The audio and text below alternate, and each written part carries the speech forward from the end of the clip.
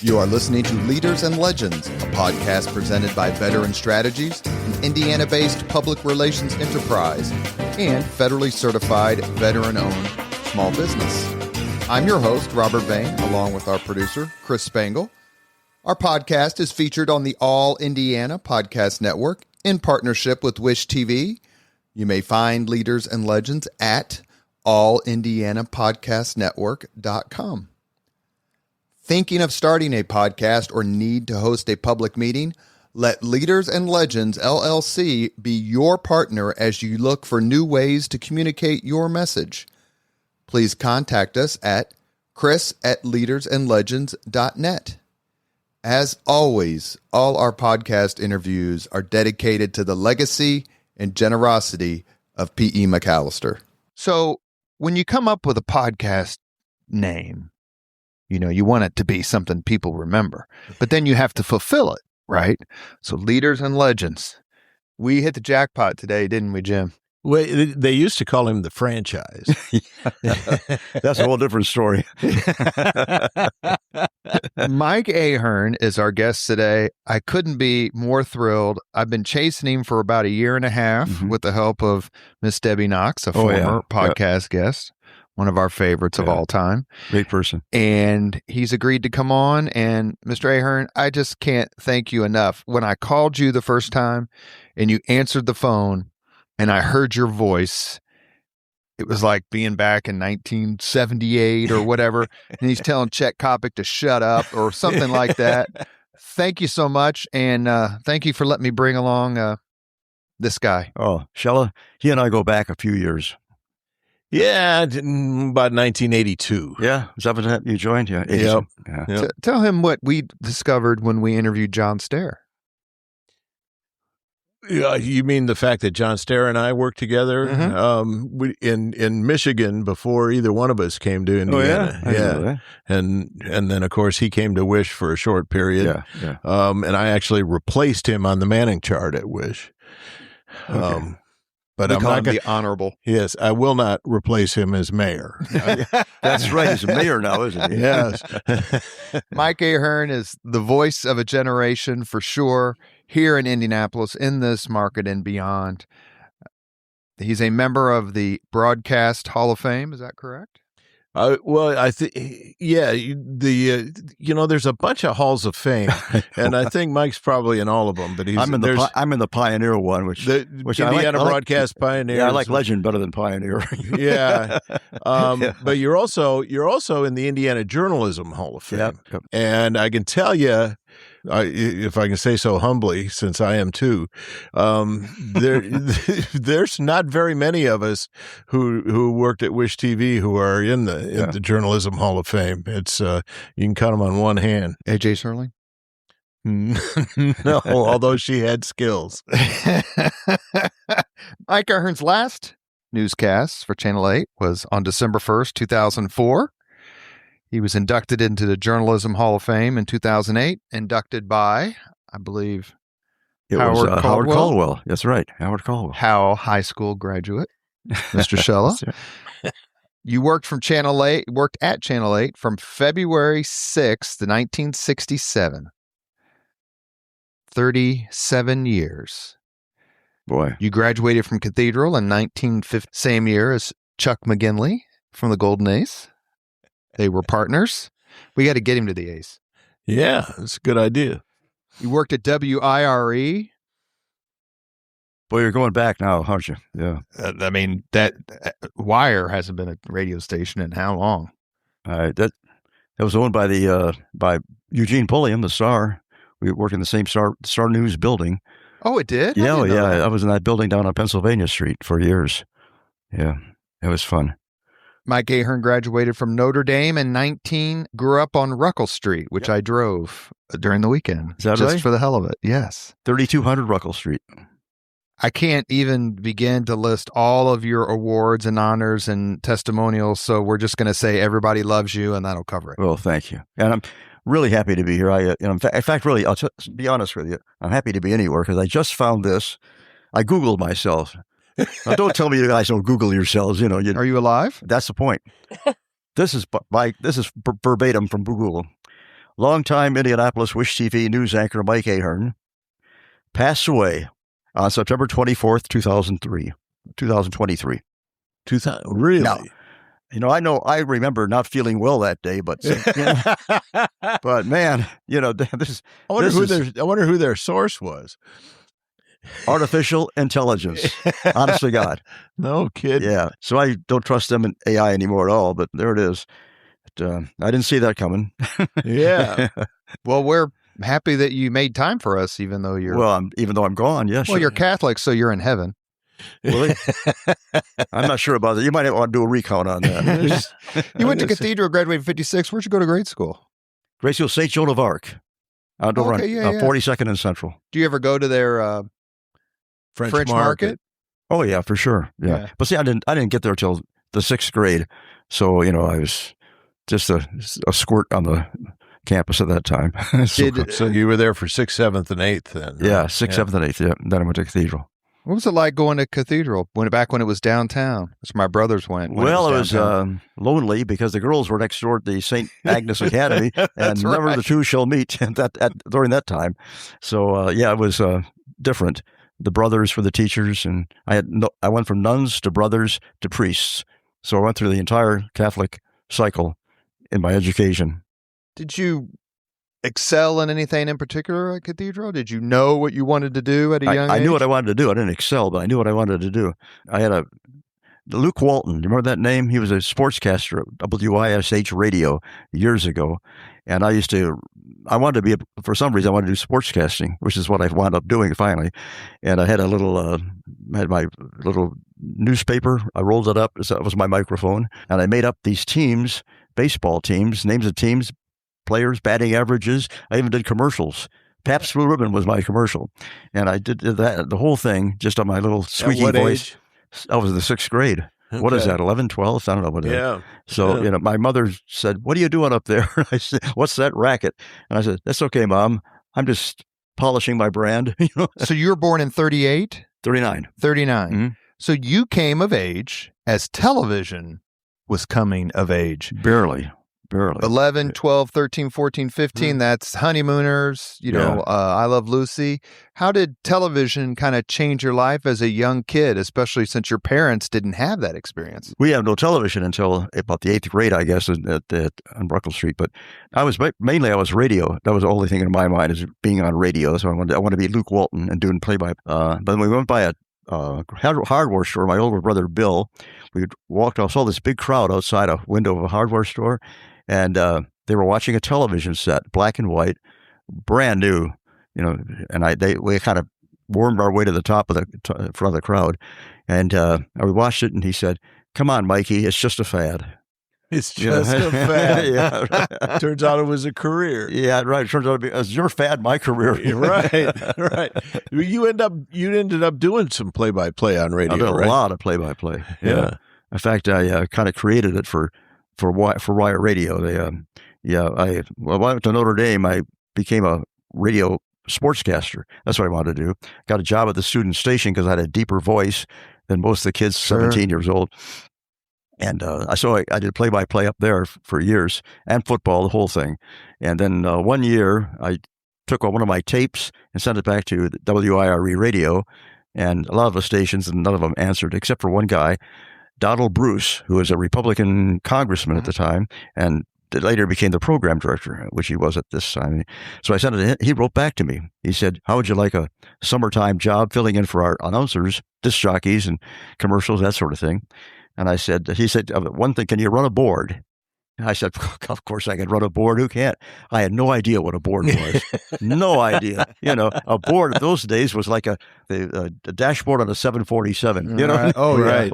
Blinking lights and turning turntables and tapes going. So I got knobs. Everything was cued. You had to be an engineer and a broadcaster. Well, I was neither one. So I said, "Sure, I can do that."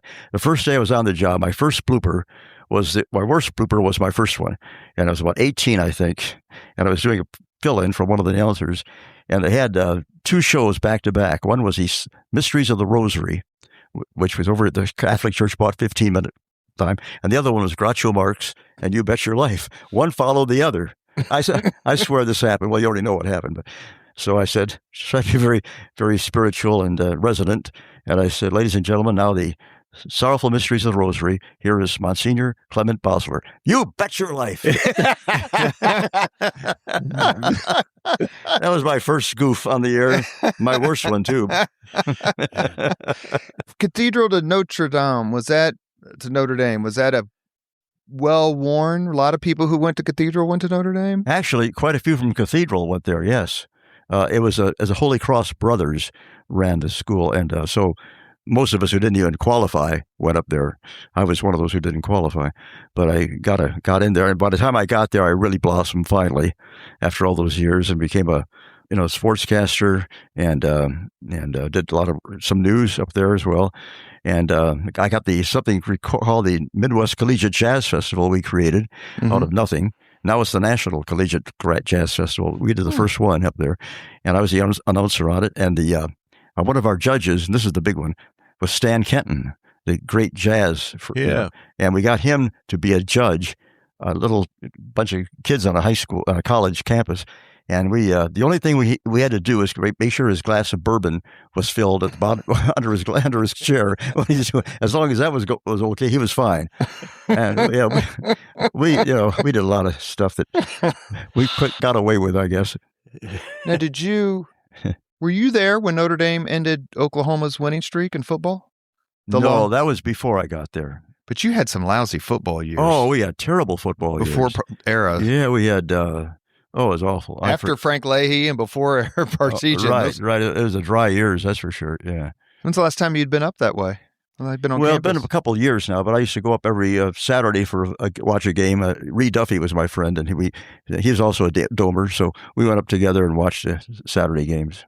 Did you ever take any of Reed Duffy's culinary recommendations? We imbibed several times, and also culinary. Yeah, that too. Okay.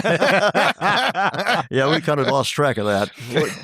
Actually, I mean, you can't mention Reed without mentioning the book the two of you wrote together. Oh, yeah, we wrote a crazy little novel called Festerwood at 5. We made up a mythical town near Terre Haute called Festerwood, Indiana.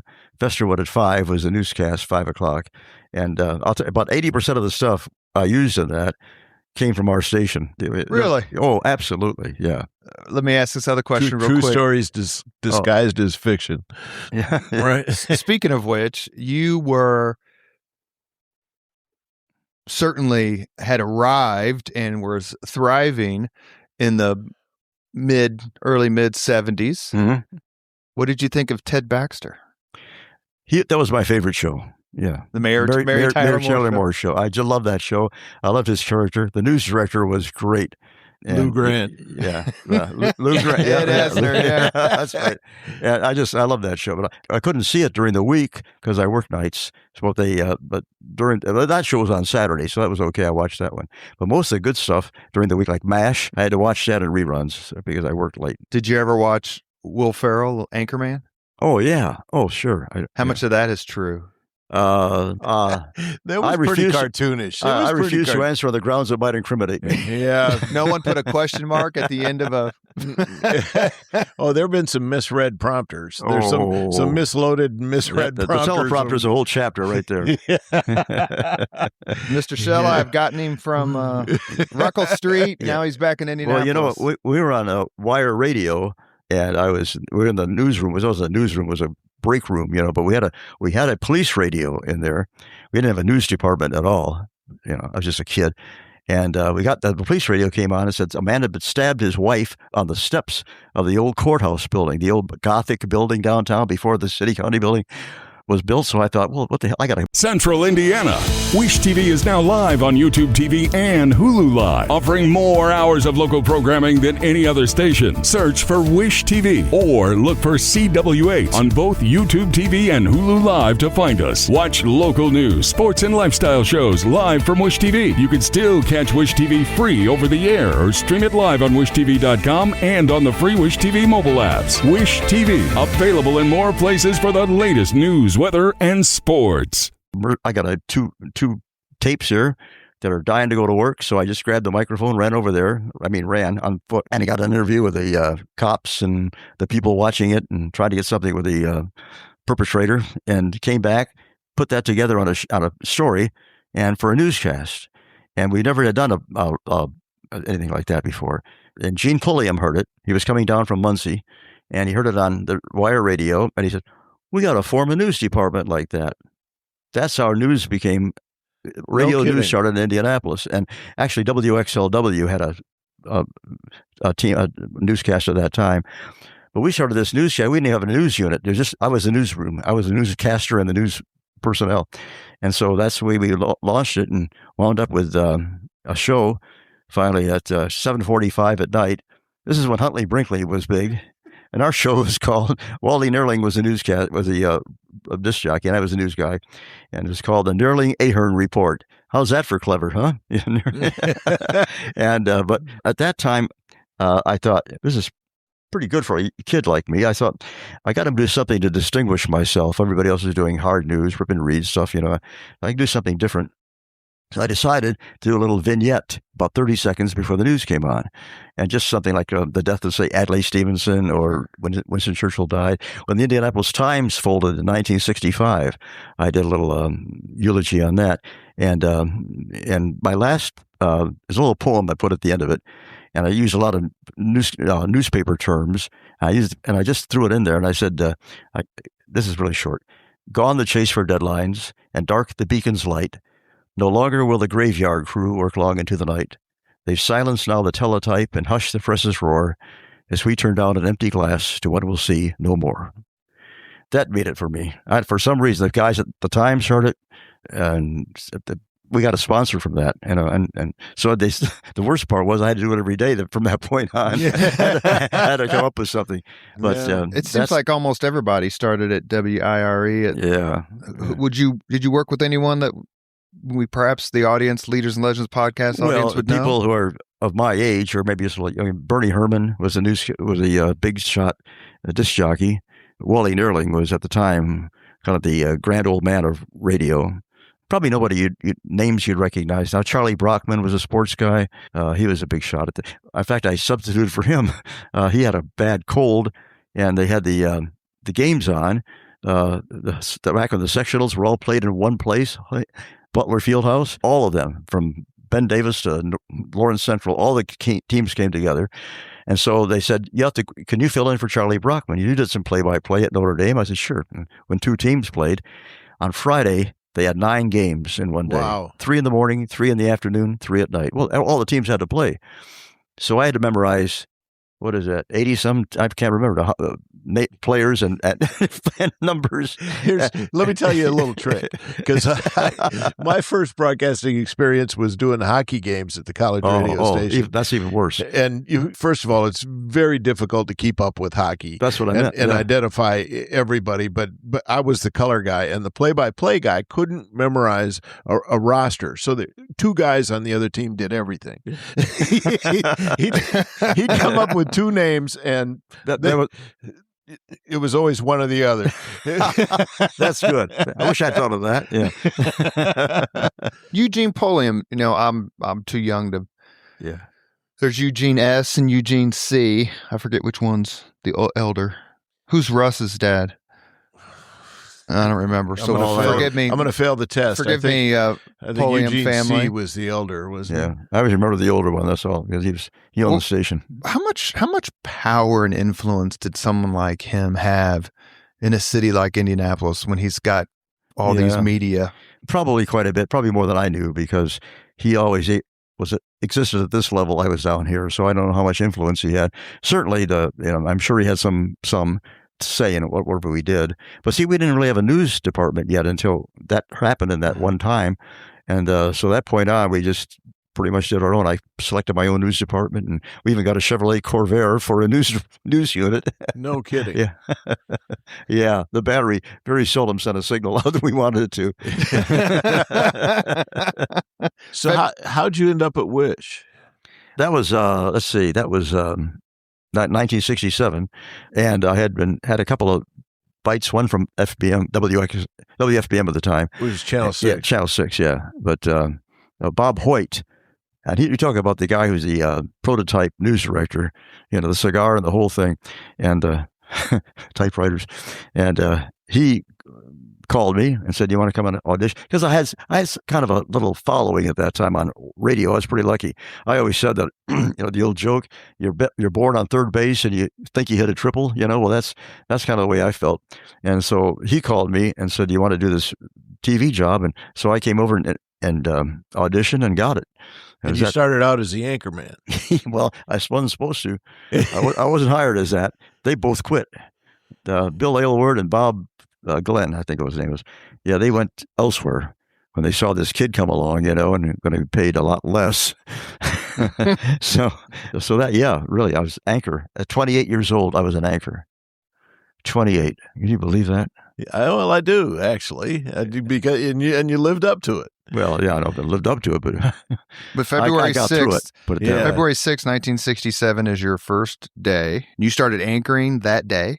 No, I started. That was my first day of anchoring. That bios are kind of messed up. But before that, I was just somebody. I wrote news and stuff like that. Went out and beats. The first big, I think, event maybe you covered was the election of Richard Lugar as mayor in November of 67. Yeah, Unigov was our first big story. 69. We did a documentary on that, and then Lugar, of course. And I thought he was a terrific man. Politics aside, he's a bright, bright man. And I always thought that he and Lee Hamilton, two different parties, but two of the sharpest, most honest, and effective politicians we had. What did you cover on December 22nd, 1967? Do you remember? No, I have no idea. That's the day I was born. I didn't see you. Was that right? We covered that. I didn't see you at the hospital. Next thing that's probably pretty big, because I was looking through these because I want to make sure I hit them, and then Jim does as well, and that is the assassination of Martin Luther King in the middle of the Indiana primary, April 4th, 1968. Let me tell you a little story about that real quick. I know we're all familiar with that, so I don't have to really go over it. But that was the night that Kennedy was in the primaries that year against Eugene McCarthy and Governor Brannigan, I think it was. And he did a lot of, that particular day, he did a lot of campaigning around Indiana, like 10 or 11 stops. So he came in late at night, it's kind of raining, and he went to the park at 17th and Broadway, and he heard about the assassination on the way, and they tried to talk him out of it. Lugar was one of those who tried to talk him out of it. That's right. Yeah, and he said, in fact, Lugar wouldn't provide him police protection. Yeah, right, exactly. That's right. Well, he didn't want to. He thought, don't go to that neighborhood because King has just been killed. That's a minority neighborhood. Anything could happen. The violence already was cropping up around the country. He said, no, I'm going to do it.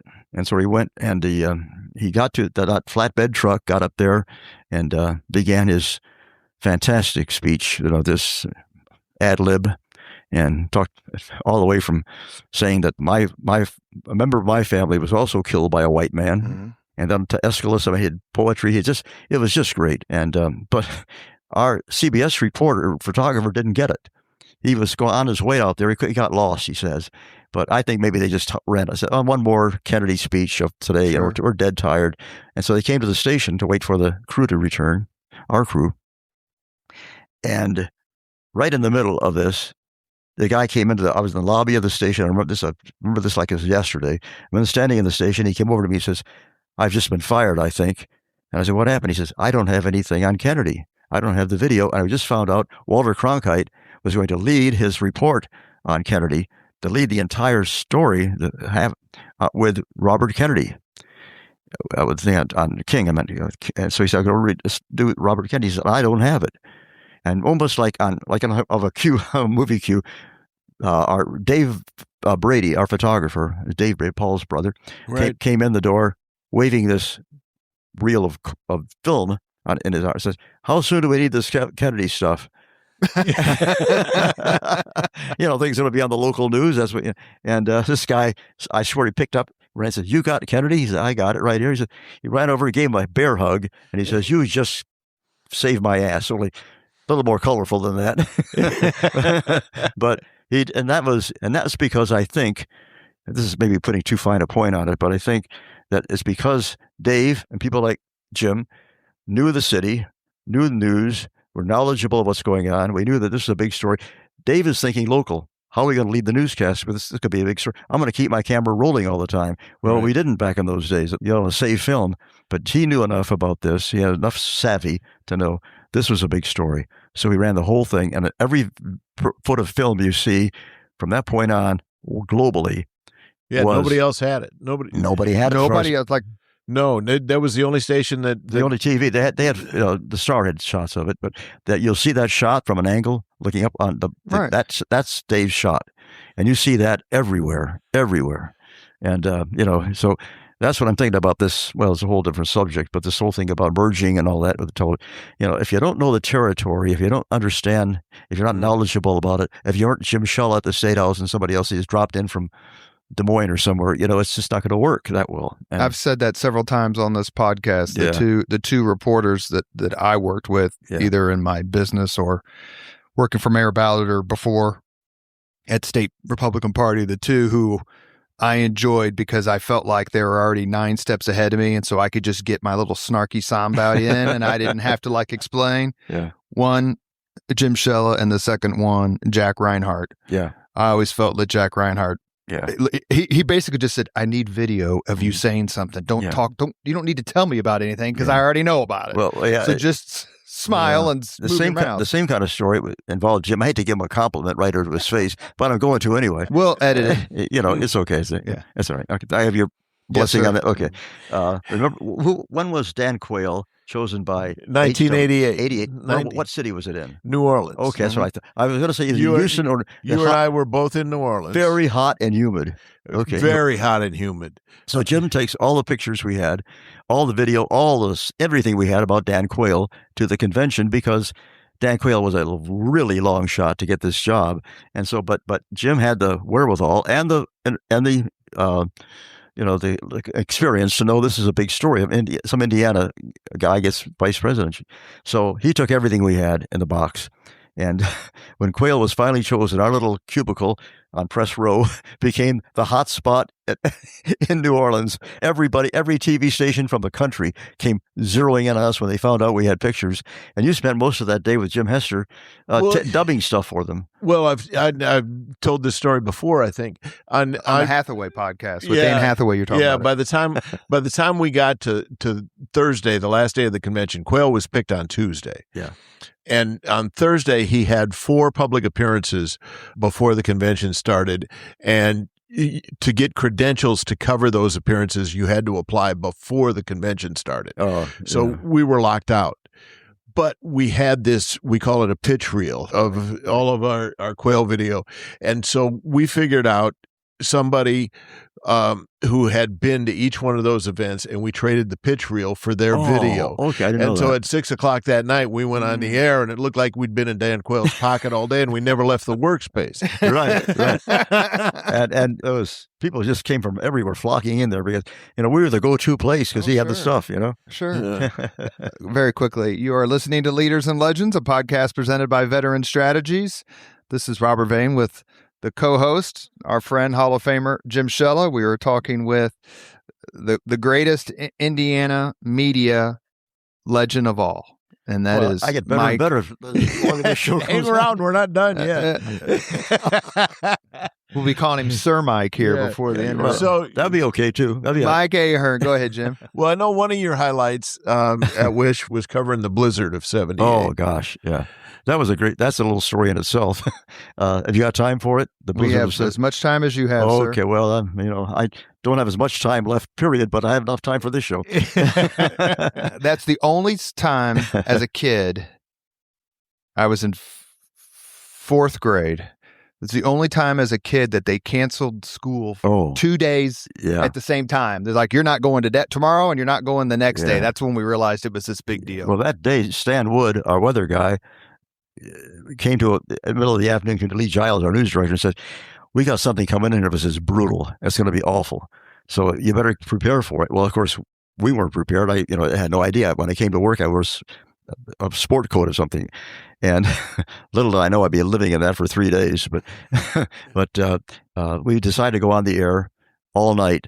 And stations back then didn't do that. We had kind of a gentleman's agreement. You signed off, radio and TV, at midnight because there was no programming past then. So Lee said, we're going to have to stay on the air all night with this. This is something bigger than us. And I said, yeah, that's good, Lee, but what are we going to do for programming, And I wish it had been my idea, but this cameraman said, you know what? We have a whole library downstairs of Sherlock Holmes movies. Yeah, Basil Rathbone. We had every one of them. And so we decided to go on with Basil Rathbone movies, and we interrupt with our little weather bulletins throughout the evening. And that was and we heard, it's hard, this is self-serving, but we were actually performing a public service. Sure. People out in the boonies, with a foot and a half of snow, 20 inches of snow finally, were up to their windows and couldn't see anything.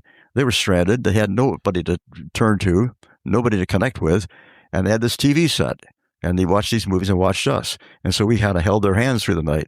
We kind of, as well as reporting the news, we kind of became part of their, we were doing something for the audience. Well, and it established Wish TV as it turned us around. Yeah, a place to go for news in ways that it never had before. That did it, that one event. Really? Yeah. Because in the 70s, CBS there was winning the Nielsen ratings every year. Yeah, Channel 6 was on top. Yeah, here. Channel 6 beat us every time. Who was Howard Caldwell's partner before Clyde Lee?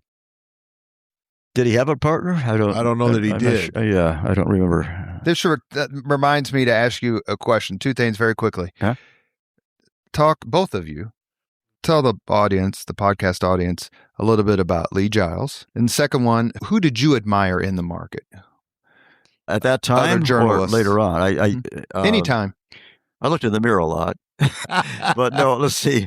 At that time, there weren't very many people on the air. Television was so new. We could get away with anything. So I didn't really. I admire Walter Cronkite, of course. We're going to take the obvious, example. But as far as locally, Howard Caldwell was the guy, and Channel 4. Who else had a newscast back then? I don't think 13 had one yet. Or maybe they did. I don't remember. Paul Udell. Paul Udell. He came on after I did. So yeah, he was. Yeah, he weren't around when 13 and 6 switched. No, I was not. Yeah, I've heard all the stories. Yeah, yeah. Udell was a Notre Dame graduate. You know that? Oh, really? Yeah. Lee Giles. All I hear about him is legend. Yeah. Lee became the news director at Wish in the 70s, right? He didn't hire me, but he came right after me. So he's been about 68, 69, something. Okay. And he was news director for 35 years, almost 40. Almost 40. Yeah. And look up the stats anywhere. The average television news director lasts about 3 years.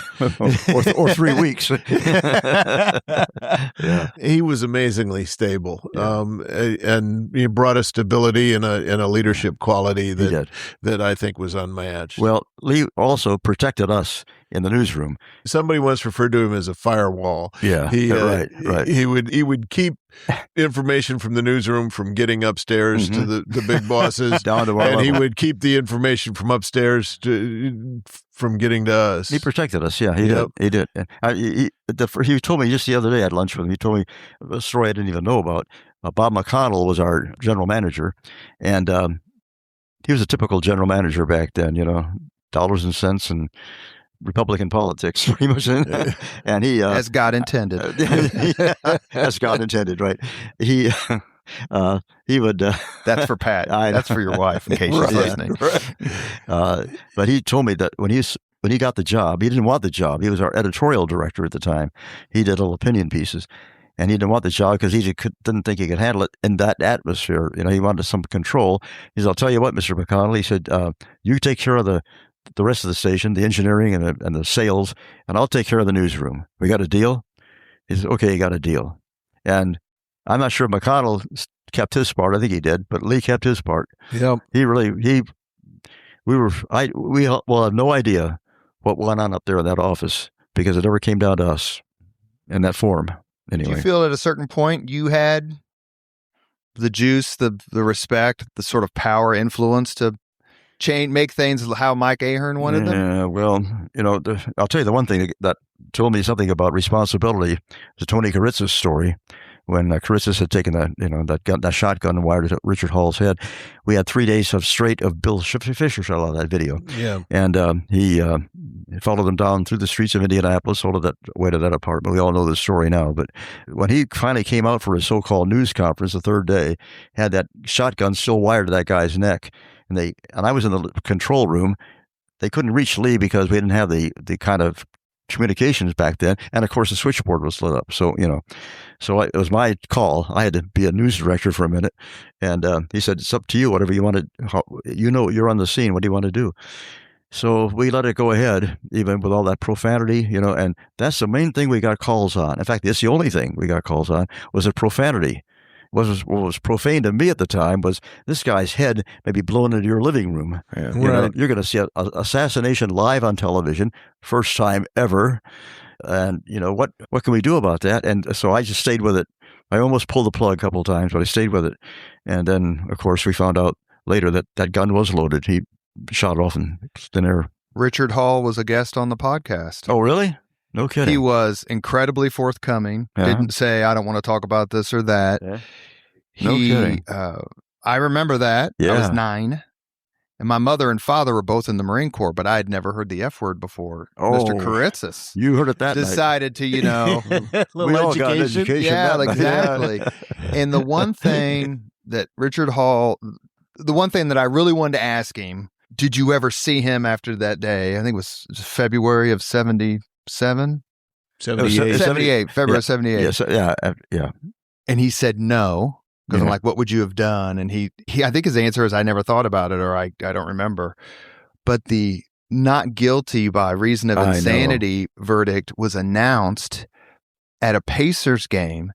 Hall was at the Pacers game, and when the verdict was announced, the audience cheered.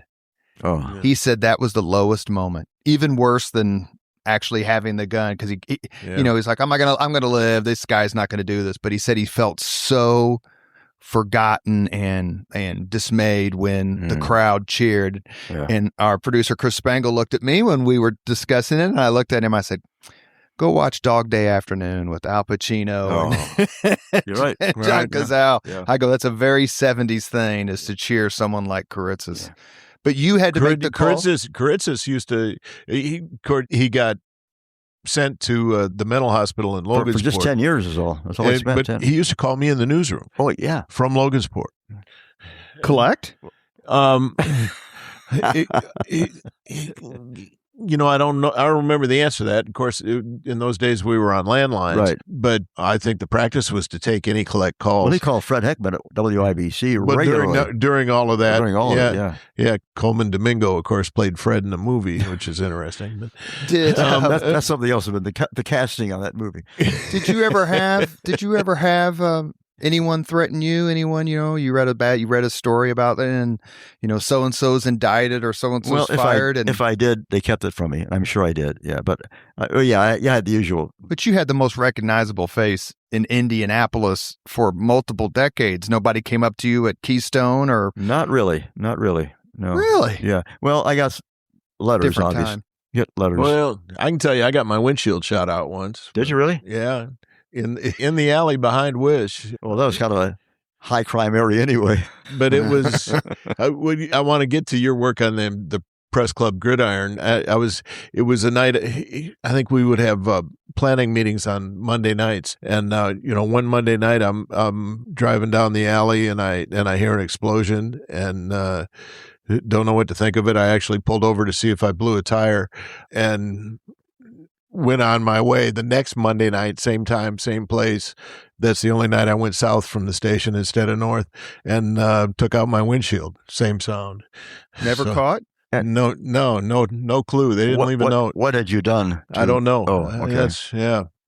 Maybe it was just you. It could be. It might have been. We're talking about this is getting off the subject, but I just thought of something. The blizzard of '78. That was the night we had to stay on all night, and Sandwood and I, we were really grungy after 3 days, and I badly in need of a change of clothing. And Jim Scott, our assignment editor, assignment editor, who's a producer, and he had kind of a wicked sense of humor. So he came up. He said, said, well, I got some good news and some bad news for you. And I said, yeah, my eyes really scrunchy. And he says, the good news is you're going to have a change of clothing.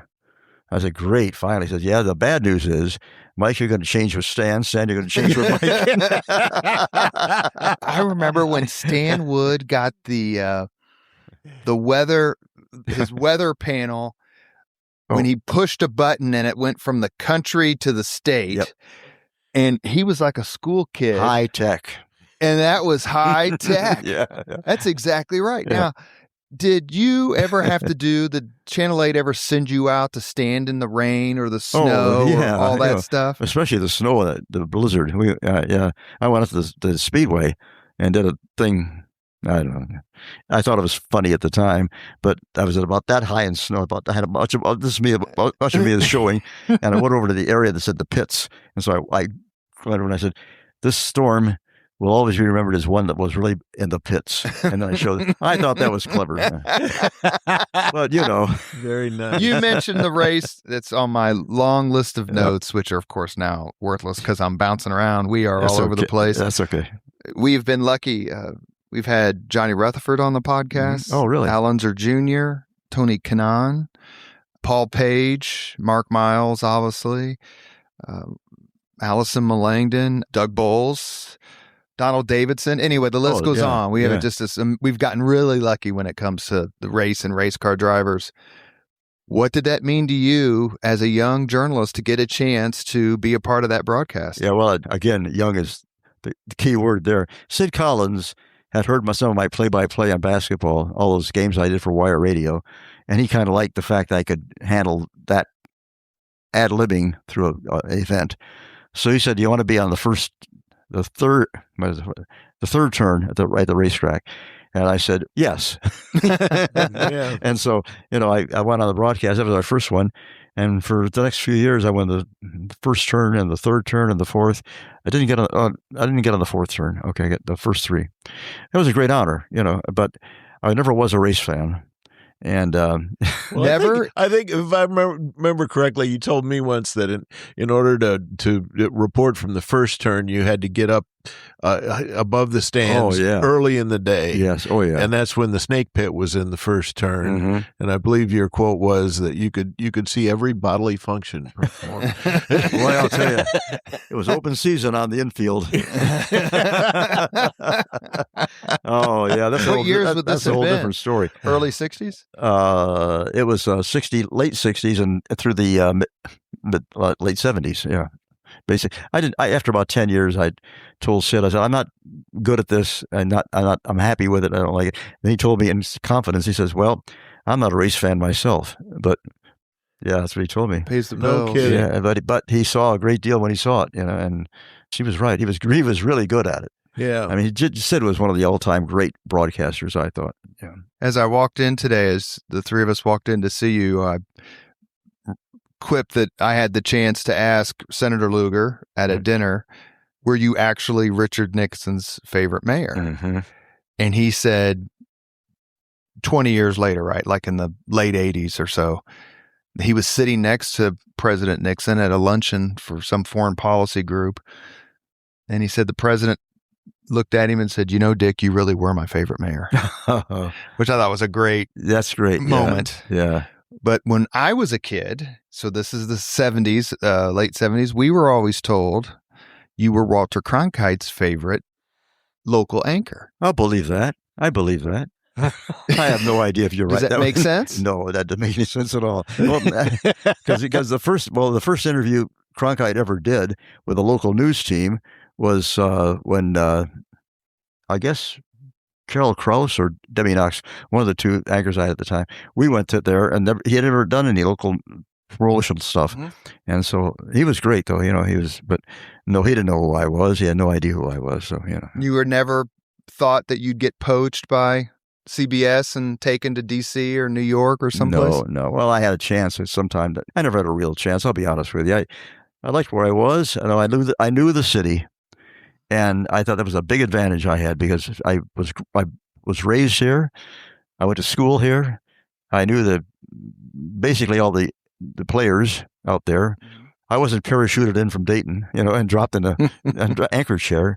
And, I wasn't, I didn't have Jim's experience because, to his credit, again, Jim was the go-to guy at the State House because he knew what was going on.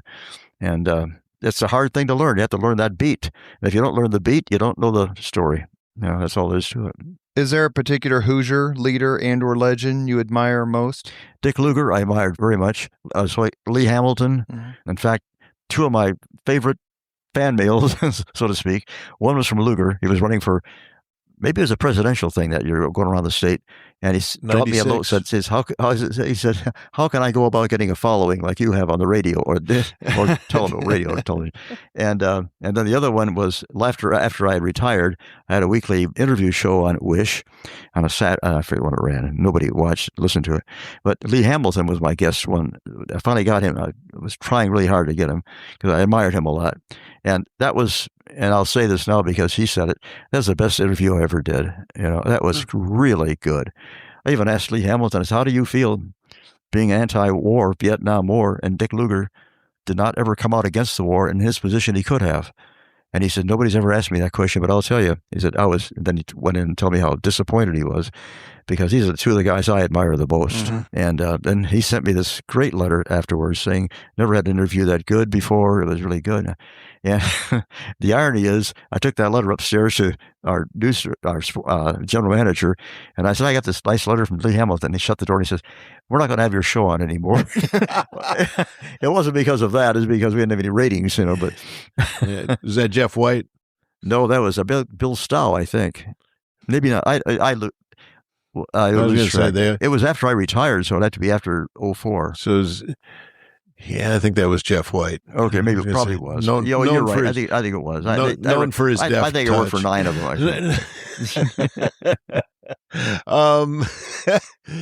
I want to talk a little bit about the 90s and when you talk about general managers, we had a general manager in the 90s named Paul Karpowitz, who was also a Notre Dame guy. Yep. And Karpowitz, I thought, did amazing things with Wish TV. Mm-hmm. And the biggest thing he did was come up with this brand 24-hour News 8. Yep. And the way we backed it up was whenever there wasn't a newscast on the air, we would do a news break every half hour. And as I recall, those news breaks would last, 22 seconds? Yeah. If you're lucky. It wasn't a lot of news. No. But it was a constant presence. Yeah. And it made us the highest rated CBS. Mm-hmm. We were number one in the market, but we were the highest rated CBS affiliate in the country. That's right. Yeah. Oh, Karpowitz was great to work for. He told me the best dirty joke I've ever heard. I'll tell it after the lights go off. I'll tell you about that one. He's a very decent guy. Oh, he's super. What else happened? I've got a bunch of stuff from the 70s and 80s I want to mention before the podcast ends. But, the 90s had, I think, the plane crash with the 4 leaders. Right. John Welliver. What else happened in the 90s that was sort of big news? Yeah. Well, Dick Lugar running for president. I mean, Peterson elected mayor. I mean, one of the things I wanted to bring up was that Mike and I covered a lot of national political conventions together. Yeah. And when 92 was Dan Quayle running for re-election, we were in Houston. New Orleans in 88. We did Clinton in 92. Yeah. In New York. Yep. Great story in New York. Mike had a shoulder bag. Oh boy! Go ahead. That contained everything he needed for the week. Everything. Credentials, ID, everything. Money, ad libs. It was all. It was all in there, and he left it in a cab. We took a cab to the Port Authority to catch the Staten Island ferry to Staten Island, where they were having a welcome reception for the Indiana delegation. And the cab drives away, and Mike went, "My bag." And I think I put an expletive in there somewhere too. The next guy who got in that cab and I didn't know who this guy was then or now, but he was somebody who had worked at Wish TV and at that point was working for NBC in New York. Yeah. And so he finds this bag, looks at the contents, finds out it's Mike's, calls the newsroom, says, where's the Wish crew staying? Has it couriered over to the hotel, so when we get back to the hotel, it's there waiting for it. It's waiting for me. We're talking about a city of 17 million people, plus all these. What are the chances, No kidding. I mean, really. These days. Yeah, right. Did you ever... They would have cashed all the checks and everything. Did you enjoy covering the politics? Oh, yeah. Well, Jim made it fun for one thing, but he taught me a lot about the insides of the politics, because I just enjoyed the event itself, just being there and sharing all this history with people. But Jim knew the insides and had all the people lined up from Indiana. So yeah, that was we had a good time.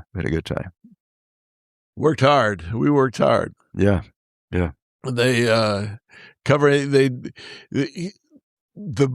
your only chance to really get to the members of the delegation generally is at breakfast. Mm-hmm. So you go to the delegation breakfast at 8 a.m, and then you got to be live on TV at 11 at night. Right. Yeah. And it gets to be a pretty long week. Yeah, but you loved it. You did. Yeah. I told people it's the most fun you can have working 18 hours with a your day. clothes on. Yeah. Well, I was going to ask you about Debbie Knox next, but I'm not going to do that to that lovely lady. I know, she's too nice for that. We'll come back to her. Biggest story of the time you were at Channel 8. I'm going to guess it's the Colts moving here. Well, I'm talking about a sports story. Yes, the Colts moving here for sure. Yeah, and I remember going to a game at the Hoosier Dome, and I had the cheap sheets. I had the tickets. The dome was about 2 feet over my head, and all the sound was bouncing off the top. And my son was like 9 years old. I took him to the game. So I said, Kevin, you're going to love this football game. And he had bad hearing at the time. I didn't realize his ears were that sensitive. We had to leave it before the first quarter was over. No kidding. Yeah. But still, the Colts were a huge story. Yeah. But when you heard, I mean, it was a news story beyond, just sports. But when someone said, hey, guess what? Yeah. How did that change the perception of Indianapolis around the country? Mm-hmm. Like you talk to people, fellow anchors, so on and so forth. But when Indianapolis got a pro football team, to me, that's the watershed event in the last 50 years. Well, you're looking back on Indianapolis in those days. They called it Cow Town. It's pretty close to that. It was hardly anything was going on downtown. There's nothing there at all. I only went downtown as a kid to see Dick the Bruiser. Yeah, Dick the Bruiser. That's another story I got. But go ahead. Yeah, no, that's okay. The Colts coming to town. That was a big one, very big. I couldn't believe it. In fact, we were doing one of the Final Four basketball, downtown we did our live broadcasts from outside the arena, but we had it all set up in the building. And this guy from CBS Sports was there. And he said, I didn't know when Indianapolis was like this. He said, this is really the place to go for this. There's basketball, Indiana, it makes sense, but this city knows how to handle it. Professionally knows how to handle this. And he said, in fact, I think this tournament should be held here every year. And this is a long time ago. And so, right. There are people saying that now, but things have improved a lot downtown with hotel rooms and the convention center. This is before. I think that's right. Indianapolis has done a wonderful job of hosting those events. Did you feel a special sense of pride, though, as a Indianapolis kid from Ruckle, watching your town sort of blossom in front of the world as you're working right in the middle of it? Yeah, how lucky can you be? I'm back at my own hometown. My first job was at the radio station there. My first TV job was at the TV station there. I mean, this is the place where I was raised, and so I knew the town in spite of myself. It was always with me. Now that we've had a decent interval, how did your life change, professional and personally, because of the warmth? When Debbie Knox showed up at Wish TV, how did that change things for you? Well, not much. Because somebody else already had anchor team that was, I think it probably was Clyde and Dion, I think, maybe, I'm not sure. But anyway, right in that territory. She came to town. The thing that was harder for me to get used to was the 11 o'clock news. I had that one by myself, and then she joined me on that. And I talked to Lee about that. I said, I kind of have a personal investment in that show. And he said, well, that's the way things are going. You better get used to it. And he was right. But she and I, nobody would believe this. We'd worked together for over 22 years, and we never had a discouraging word between us. She was just a super person to be with, and just lovely to work with, and talented, and just had a great sense of humor. She had to. Well, I remember. You would have been around because it was the news used to. During daylight saving time, the news used to be on at 10 because 5 and 10. That's right. We didn't change our clock, so Right. everything was early. It was an hour early, which was great because you could watch Johnny Carson at Exactly. 10:30 instead of 11:30 or whatever. Yeah. Who was your first co-anchor? The first co-anchor was probably Rollins Smith, who went on to work in New York, I think, after that. And CBS News. Yeah. And after that, there's a whole lot of people. Luke Choate. Yes. He's from South Bend. Who went over to Channel 13 and That's right. then He became bounced back, and then went to Channel 22 in South Bend. Yeah. And there's a whole bunch of people. Carol Krause, the first. Carol Krause was the first woman anchor, and then Debbie came along, and then a lot of people. Was it hard to adjust to? It was not as hard as I thought it was going to be. It was easy, really. Actually, I felt bouncing the stories off each other. Debbie and I had a lot of chemistry. We could connect with the audience because we were kind of like we were the couple next door. Mm-hmm. Clyde and Dion were the glamour couple next door. And Clyde Lee looks like he was created for TV anchorship. Absolutely. I think he was a male model before he got into television. I don't know. Was he? Yeah, I think so. I believe that. Yeah. It was either that or college. Yeah. Well, you asked how my life has changed. I'll tell you one thing, being here, and this is a great place. This is Carmel Health and Living. I'm on the living side, by the way. Despite what we read earlier. Just in case, no matter what you see on Google. Well, my day now is half the day I spend trying to comb over my male pattern baldness, and the other half is trying to empty my bladder. That gives me a full day. when you get to be 87 years old, this is what happens to you. Well, this is a nice break then. You'll know this is a nice break for you, but I have to go like crazy. I remember Jim Wilson as your sports anchor. Oh, yeah, Jim Wilson. It's early mid-'70s. But Chet Kopic came, and that was a real change. Oh, what was it like? He changed the whole landscape. I thought he was just full of bombast, and he had a lot of that. He also knew sports very well. But he also didn't know exactly what he could say on the air. He's pretty young and fly by night. And and one day he said remember Lee Corso used to coach? Sure. Yeah, and he had some bad football teams down there. But he had one game. I think they beat Michigan State or somebody. Big upset. And that was a big story. And Chet came on the air, and said, Indiana won this game. And I'll tell you one thing, folks. Jesus Christ could not have coached that team better than Lee Corso on the air. In the Midwest. The switchboard went in flames, and the general manager came down, took him off the air that night. Is that right? And he said, well, why not? That's true. He couldn't have coached better than Lee Corso. I said, Chet, that's not the point. You can't say that on the air. He said, well, I don't know why not. But he was something else. Yeah. Chet was gone before I got here, but I had the Chet Kopic clause in my contract. Oh, what's that? He got into a dispute with the folks who ran Wish TV at the time because he wanted to do a boxing match on ESPN, and they were letting him do that, but they told him not during rating period. He wanted to do one during rating period, and so he called in sick. And that's right. And they punished him for that. Yeah. And so then he called in sick every day for weeks, right? And at one point had his agent calling in. And so Channel 8 went to court to get their doctor to examine him And so I had a clause in my contract that said that if I call in sick so many days that their doctor can examine me. But the kicker to it is when the Wish TV doctor examined Chet, he came back and said, well, he's depressed. So you had the Chet Kopic clause in your contract. Yeah. we were Debbie, Jim, and I were very lucky. We procured Mr. Mark Patrick for the podcast at the studio. It was so much fun. Yep. You had survived Chet Kopic. Now you've got someone who, in my view, is smarter, funnier. Yeah. Right here, kid. Yeah. What was it like? Franchise to have Mr. Patrick on. He gave me that name, franchise. Some lady called in one night. She kept calling me franchise. She couldn't quite hear it right. She says, "What's all this about French eyes? Why is they called Ahern French eyes?" But that he was. Yeah, you're right. He was Chet Kopic with a brain. That's that. He was good. Mark was very good. Is it hard to balance sort of the serious of talking about murders and car crashes and various other political and then you throw it to sports and you just really never know what you're going to get because it's just so you get used to it. It's never was hard for me to do because I always had kind of a bizarre sense of humor anyway. So, I didn't really worry about that.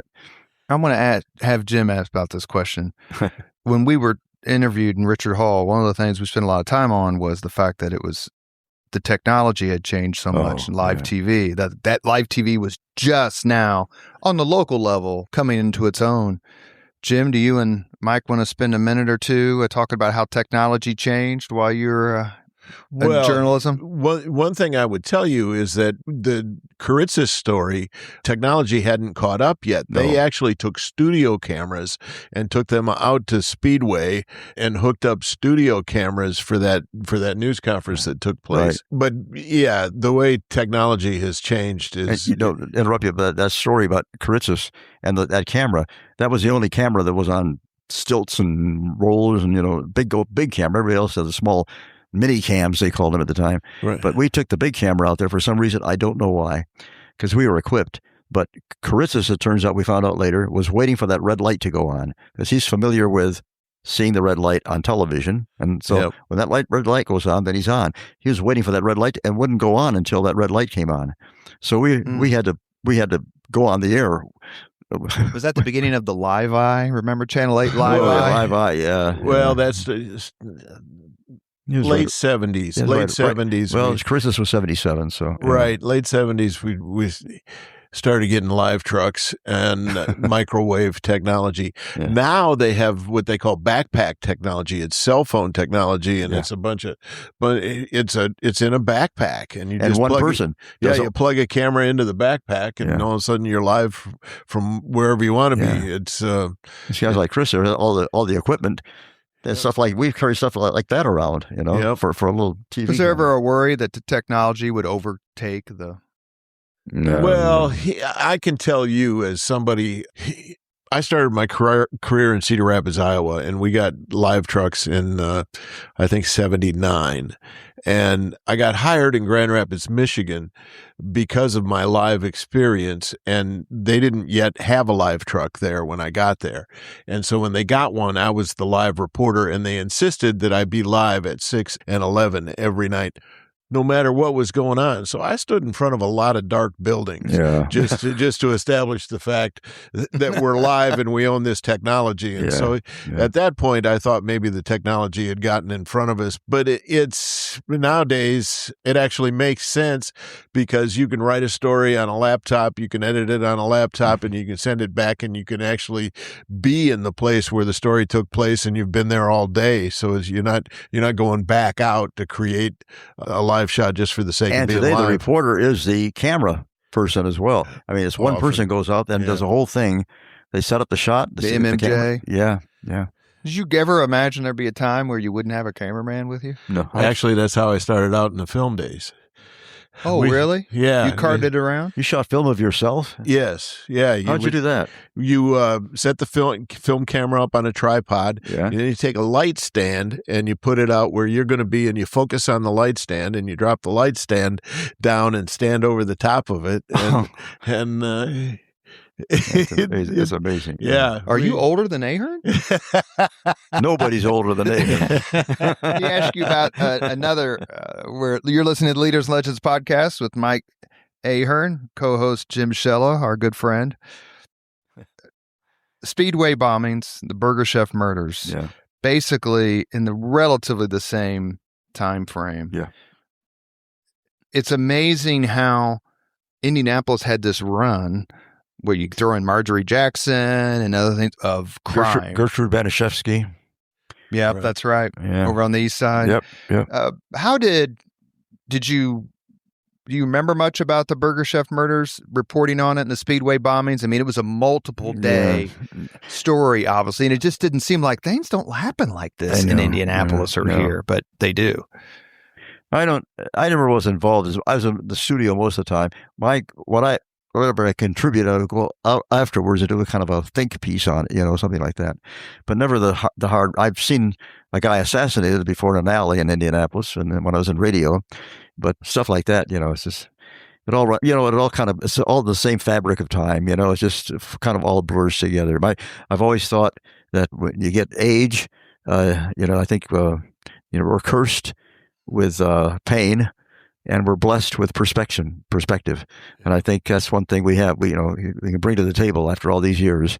You can put everything into perspective. Did you ever have anyone go, "Hey, Mike, we're friends. Can you help me out here on this story? Can you do something about this?" Jim and I have talked about it with other reporters where, a friend comes up and says, "Hey, the media's not being fair to me," or, Oh, I got that all the time. Yeah.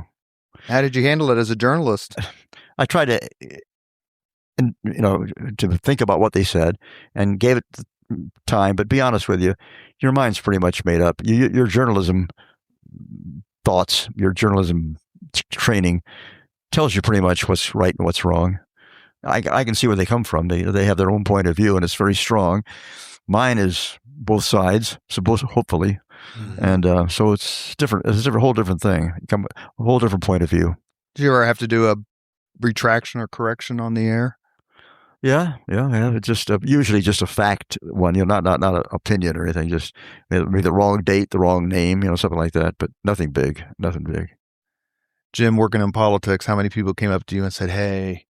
No, I'll bet you had more than I did. My favorite take on that is we started doing a weekly interview with Evan Bayh when he got elected governor, and continued it with Frank O'Bannon. And the Republicans would always give me a bad time about not asking tough enough questions. And, the reality is you got to be able to get in the next time. Right. so you maybe don't ask the toughest questions. But I would always tell the Republicans, get your own governor. We'll treat him the same way. Mm-hmm. You think you did with Mitch Daniels? Well, we offered him the weekly interview and he turned it down. Mike Pence requested it and then couldn't find any room on his schedule. So we offered. I'm just going to say that I think that's what, in today's day and age, when you have 5,000 cable station and everybody's got their own opinion. If you want national or international news and an opinion, there it is. Anytime you want it. They're all out there. But the only place you can get local is local. The newspaper, which I still subscribe to, and radio sometimes does it, but television primarily, local news. If they don't do local, then that's what they're here for. Right. The demise of radio in the last decade or so. Radio news. It's got to hurt. Yeah. Yeah. I mean, I know I've worked with all, Kate Shep. I mean, the whole list goes, we should say, rest in peace, my friend Eric Berman. Yeah. But that whole Radio Indiana, WIBC, that big, the bump and everything. Yeah. And it's amazing how that is just gone. What really bothers me, I saw like the old guy saying, "Get off my grass now," but is social media. Yeah, to me, social media is like it's kind of hollowed out our brains already, and we can't do a damn thing about it. They're here forever. And I had a long discussion with Greg Doyle of this Indiana Star, and the other day, and he was telling me about somebody who had written something they didn't like, and they really hit him hard, very hard. a lot of people didn't know what they were talking about, you know. And I told them, I said, they've hollowed out their brains, and you can't do a damn thing about it. Don't worry about it, Greg. You know, just keep writing. And you know, I wasn't giving any great lesson here, but you know, I'm not sure about what social media's point is in all of this thing. And almost anybody who wants to can get on there, and their opinions are just as important as the president of the United States. That's a whole different person on social media, you know. Yeah. It's just, I don't know. I wish Martha Mitchell had been on Twitter. That's my wish. Well, you know, someone like Greg Doyle who gives as good as he gets. It's also a chance to interact. You know, you've said this a few times, and it's antediluvian in the way that we don't think about it, and that is the switchboard. Were you ever scared of the switchboard lighting up? Because that was social. That was their way to get direct to you or try to about their complaints. Did the switchboard influence you at all when people would call? Well, no, because I knew I was right. This is the Charissa's thing. They called because of the profanity. The last thing in the world I thought about was the profanity. You know, I was thinking about the fact that it might be a murder in your living room. Sure. Do you care about that? You know. Mm-hmm. They care about it. He was using the F word all the time, you know. Yeah, I can think of one time where I caused the switchboard to light up and took a little heat on it. But you want examples? I would like to hear what it is. If it only happened one time, it must be juicy. There was a tornado that hit Acton. And I was live in Acton on the night of the tornado, and several homes had been damaged. And I believe Mr. Ahern asked me on the air if any of the people who had lost or had their homes damaged needed a place to stay. And I quoted a sheriff's deputy who said, "This is kind of a redneck community. Nobody's going to leave their home." I see people would call in on that, yeah. And what was funny was when I got back, there was the executive producer at the time was laughing. He thought it was pretty funny. Well, the next day when the switchboard lit up, he was mad at me. Yeah. So your answer is yes. I've had that happen a few times, and they've stuck me on to be Republican commentator. Thank you, Murray Clark, for not firing me, and Jennifer Hollowell. It happens. I don't know how much time you have, but remember the two conventions with Otis Bowen? Well, that was before I got here. Well, the first time when he was governor, that was Kansas City. Yeah. The next time was New York, and that was Reagan. Mm-hmm. And the first time, Kansas City was 115 degrees. I guess it must always be that way. But the delegates, they shut down the convention that afternoon. It was too hot in that hall. And they all came back to the hotel of the delegates, Republicans, and they got in the pool and did some splashing around. And all the photographers grabbed their cameras because we finally had something to do, a story here. And here's the governor was going out in his bathing suit with his wife and going to frolic in the pool. And I said, Jerry Brosart, Jerry, let's not do this.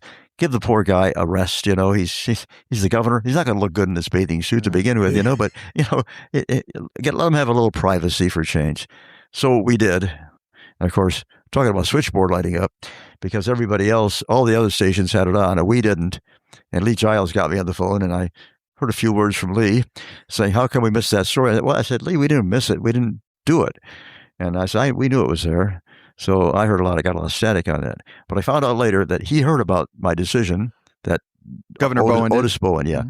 And so years later, when Reagan was renominated in New York, and it was snowing, a big snowstorm. Are you were at the inaugural in Washington? Oh, I'm sorry, the inaugural. Mm-hmm. You're right. Yeah. You're right. And they moved the inaugural indoors. Yeah, in '84. Yeah. And it was a huge snowstorm. And I was thinking, we got to get a story here. There's all those great monuments out there encased in snow and ice. This got to be a picture story, you know. So the photographer, I think Steve Schweitzer was. Yeah. Okay. Was it Schweitzer? Yeah, it was Schweitzer. Right. He and I. Handsome Steve. Yeah. We got all bundled up, And I bundled up as much as we could because we had just our suits on. We didn't know it was going to be a snowstorm. And I started going out the door with this couple. We found a couple and convinced them to go be our subjects and go ahead and tour these great, and like the Iwo Jima Memorial was just a great shot. Sure. All in snow, and we got some good stuff. But this couple said, okay, they'll go with us. So I'm going out the door, barely warmed up, and I heard this voice from behind me say, "You're not going out like that, are you?" And I turned around, here's Doc Bowen, who was in charge of the delegation. No longer governor, but in charge of the delegation. And I said, "Oh, Governor," I said, "Yeah, that's all I have." He says, "You're not going out like that." He says, "You're going out on long johns, and you're going to go out in my long johns." And so I got the governor's long johns on and went out to do the story in the snow. And I all I could think of, and it's probably no connection, but was the fact that I did him a favor years before in the heat of Kansas City, and he did me a favor in the snow of New York years later. He returned the favor. Do you remember that? That was. Yeah, I do remember that. Yeah. As short answer, yes. Yeah. We have a few minutes left with Hoosier leader and legend Mike Ahern. You retired in 2004. Which stories have you missed covering? When you watch TV, you're like, ooh. All the good ones. Yeah. I don't miss the shootings and the robberies and the accidents. I've had enough of that. But yeah, I like the conventions, for example, You probably miss those, Jim, don't you? Yeah. A little bit. Of course, they're probably a little bit different now than 1980, 84, 88. Yeah, back then it was more of a news story. Yeah, you're right. It's true. Yeah. I tell you, the one thing I wanted you to talk about was your involvement in the press club gridiron dinner.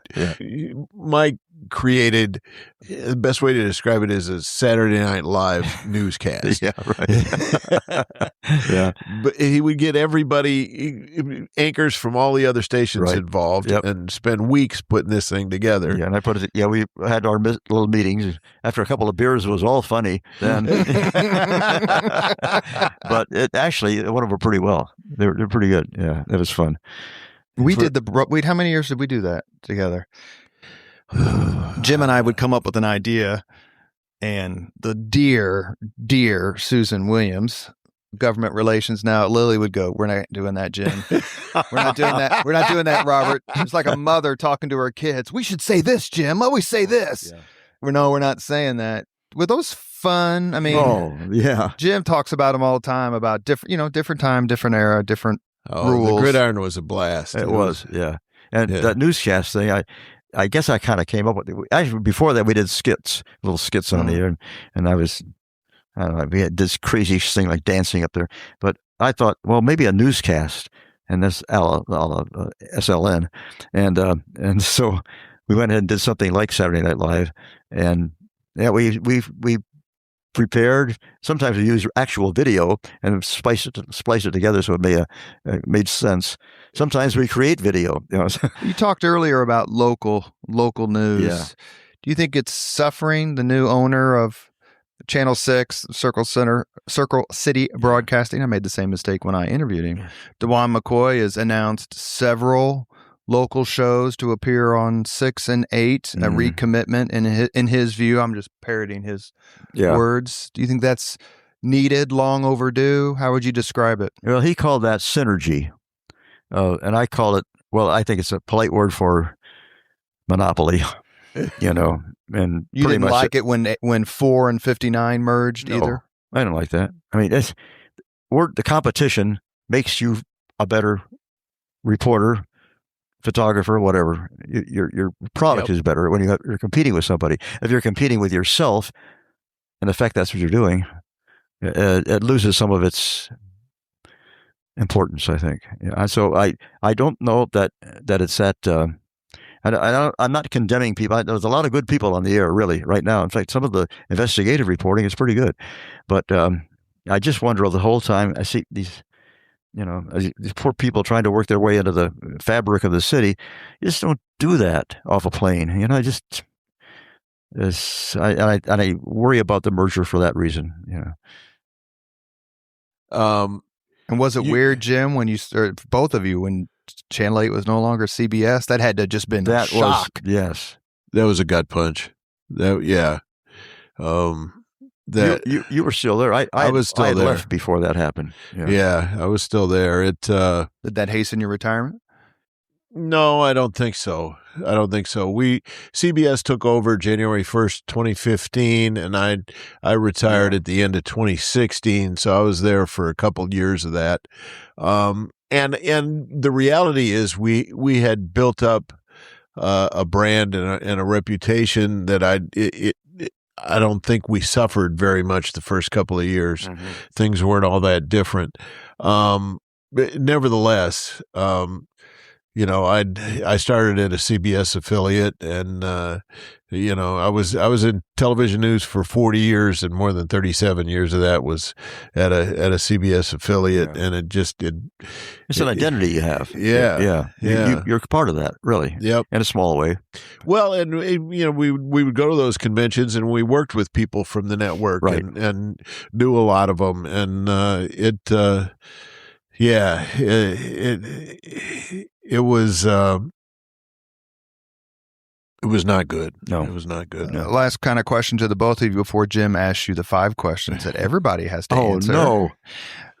Journalism in itself. I'm asking this question not as a Republican press media flack hack. I'm asking it as, Leaders and Legends podcast host guy. Every poll says trust in journalism, reporters, media, all-time low. Yeah. Republicans like me attribute it to bias. Other people say it's X, Y, and Z. It's probably a million things. But just overall, you were in journalism for decades and decades, and Jim answered this question too. How does the media turn it around? Because the numbers are the numbers, and they're consistent and have been for a while. So it's not a new thing. Well, I think the reason that happened, and it's not surprising, is that we changed with the territory. When the network stations, all of them except for CBS, except for the CBS, ABC, but you have CNN and you have Fox and MS Now. You expect to have opinion news. You don't expect to have straight news covering all bases, and local news still does that. I think. They try to still, but I think because people they do position themselves in various camps. The independent vote, if you see, is coming along much higher now than it used to be. But in the meantime, I think that they broadcast news has lost its stature because they all lump us together with that and social media, all that's lumped together. So I can see why people have lost their. I mean, it's almost impossible to think that a news anchor would be the most trusted man in America. The way Walter Cronkite was. That's not going to happen again. No, 50 years ago. Go ahead, Jim. Well, and the media is to blame to a certain degree because with cable news and with social media, much of the media is presenting news and opinion in the same fashion, and it's hard to tell the difference between news and opinion. Right, so, right. To some degree, it's self-inflicted, but I don't know how you reverse it. I don't. If you want to be a real journalist and do the news the way it should be done, the way we think it should be done, then no, you'll never have that back again because people are too now used to having their opinion right up there on the screen. Those days are, unfortunately, that's the way it's going to be, I think. Driven by eyes and clicks and money? Oh, all three. Yep. One of my favorite quotes is, "The answer's money. Now what's the question?" Yeah, right. Boy, is that right? That's well, and part of the problem with broadcast news is the money's going to the internet. Yeah. Yeah. We are at the point of the Leaders and Legends podcast where we ask the same 5 questions of all of our guests. Mike Ahern, has given us so much of his time, but we still want to get his answers. Jim? Mike, what was your first job? Well, that was easy. I just at Wire Radio, my first job, and when I was a part-time broadcaster when I was still in college. Yeah. And you hadn't worked prior to that? Only on the campus radio station. Right. I don't really count that. Yeah. Okay. What was your first concert? First what now? Concert. Oh, gosh. That's a good one. I think Neil Diamond, I believe. It was at the Ritz Theater in Indianapolis. boy, it's 1,000 years ago. But and Paul McCartney, saw him at the field at the Gainbridge. That wasn't my first one, but that was my biggest one, was McCartney. Okay. July 14th, 2013, I think. A little bit earlier than that, I think. I'm not sure, but I think I was at that McCartney concert. Okay. If that's the one you talk about, it was a magical. Oh, it was great, wasn't it? Oh, he was up there for 2.5 hours or something. Yeah. And he wasn't a young man then. All right. He's a pretty good entertainer. If you could suggest a book for someone to read, one book, what would you suggest? It's right here on my book stand. It's called Separation of Church and Hate. By, you heard of John Fugelsang? Do you know him? Yeah, he's a humorist, but he's a profound humorist. And he wrote us about the Bible and how the Bible is misinterpreted by the what they call Christian nationalists today. And it's a great read. It really is. And it's a fast read. If you could witness any event in history, be there in person, what would you choose to witness? That's a good one. I guess the Kennedy speech, his inauguration.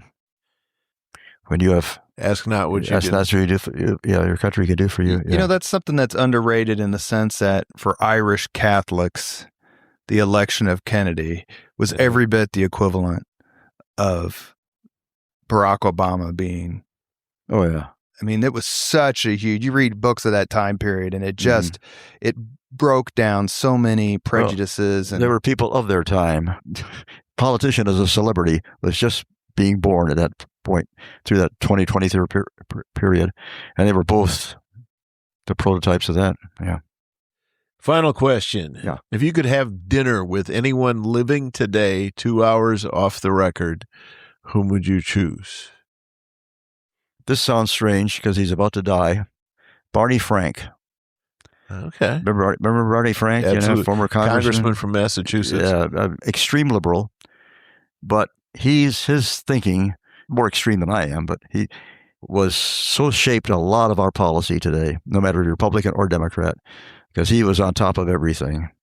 And I just saw him on the air the other day, and he's the last throes of his life. In fact, I also saw that Giuliani is in critical condition. Yeah. Anyway, that all the other person I'd like would be Henry Fonda, the actor. He's gone, but we'll let you have a living and a dead. But Henry Fonda, when he's toward his end, and I could. This is my story in a nutshell. He said, "It's not so much how good you are, it's how long you last." And I thought, man, sign me up. We didn't mention some of the other folks. How much do you love Patty Spitler? Oh, she's great, isn't she? Yeah, she's the best. I think Patty will always be on the air, by the way. Long after I'm gone, Patty will still be doing the show. It's her choice. God love her. She does some amazing work. Ken Owen posted something that you had spent some time with him. It's wonderful to see. Very funny guy, too. And we had lunch the other day and talked about it. He's a new president of the broadcasters. The broadcast pioneers. Pioneers, right? Pioneers, yeah. Yeah, pioneers, I hate that word. It makes you sound so much older. Yeah. I don't know who came up with it. We had horse-drawn news. You have been listening to Leaders and Legends, a podcast presented by Veteran Strategies, an Indiana-based public relations enterprise. We are also a federally certified, veteran-owned small business. As always, all our podcast interviews are dedicated to the legacy and generosity of P.E. McAllister. Ah, yeah. The man. Our guest, the greatest Hoosier media legend, leader, phenomenon ever. I told you, hang around. It'll get better. And the fact that he went to Notre Dame just makes it that much better. Well, that's the cherry on top of the soda, isn't it? Oh, yeah. Mike Ahern, I've watched you. I've told you this before. Last time I saw you before today was you emceed a Living Legends induction. Might have been the one that Mitch Daniels was in, but I was there actually with I think it was Mitch Daniels. P.E. McAllister, and you were very kind. You talked to me for a couple minutes, and I said, I've been watching you since I was a kid in the 70s, and you said, why?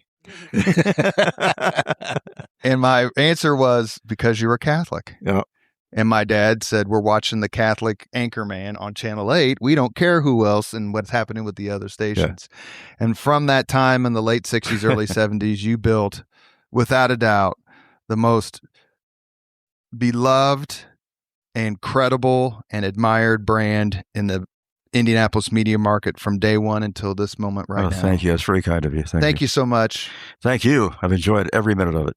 And Mr. Shella, nice to see you, Mike. Good to see you again. We better cut this off, Spangle, or I'm just going to keep drooling. Well, we'll be in tears in a minute. Thank you, sir, very much. Thank you, Robert. Thank you very much for listening to Leaders and Legends, brought to you by Veteran Strategies Incorporated. If you want to contact us about this program or our menu of public relations services, please send us an email at robert@veteranstrategies.com. That's robert@veteranstrategies.com.